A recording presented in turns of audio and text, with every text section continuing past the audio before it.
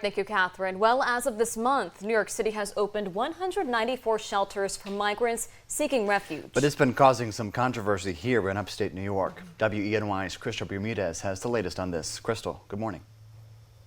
Good morning, guys. That's right. Nearly 100,000 migrants have arrived in New York City since last spring. While asylum seekers are granted permission to come to the U.S. to await their hearings, new numbers show the concrete jungle is running out of space to provide resources and shelter.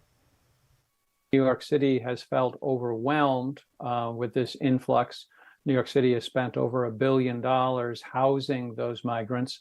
And so the mayor of New York City started looking at hotels in Rockland County and Orange County to determine whether some of those hotels could take some of the overflow. The proposal of migrants in those rural areas has raised concerns for county officials. Local ordinances that are now in litigation were issued after the potential of migrants arriving in upstate New York. 30 counties placed executive orders in June to bar hotels and motels from housing migrants in their county border. Tioga County was among one of those sued counties who says they're facing a housing crisis. We do not have shelters in Tioga County. We have a housing shortage for low income and for shelters. We often receive homeless people from outside counties who are perhaps on social services, and they will call our social services and say, we don't have housing for these people. Can you take one or two? Our shelters are full. We have no place to house them.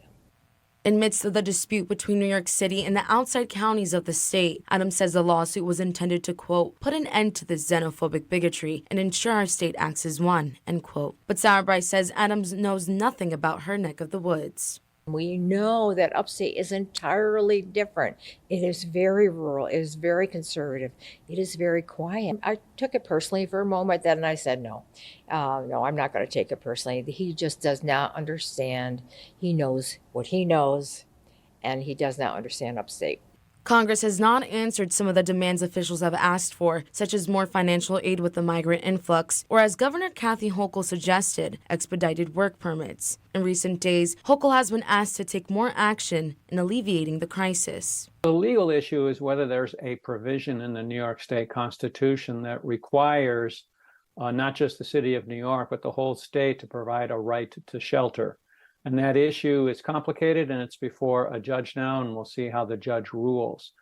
While Sarah Bryce says her community would welcome newcomers, they would also be skeptical from the lack of information being shared.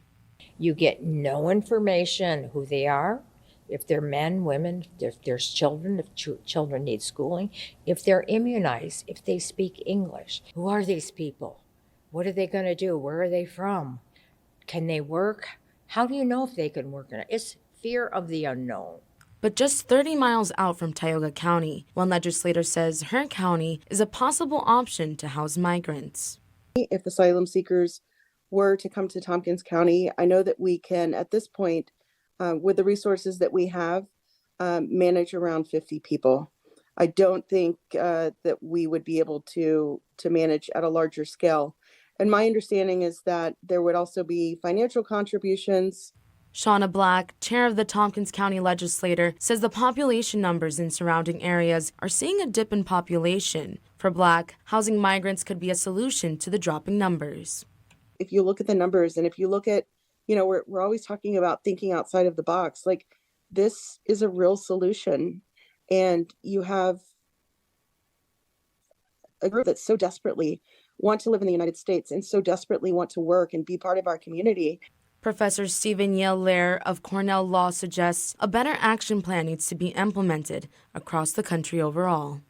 We need to both persuade Congress to appropriate more money to help states who have these immigrants, and we need to persuade state legislators that this money should be appropriated from the state to deal with this. And we need to do it at a state level rather than a county by county or New York City versus upstate level.